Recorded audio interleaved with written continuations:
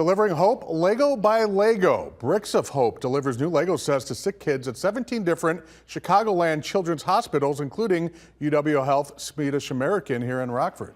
The organization started in December of 2021. The founder, Adam Petraglia, experienced childhood cancer, receiving a diagnosis on his 11th birthday and a 6-month-long hospitalization. He says play and inspiration is critical in the recovery of sick kids.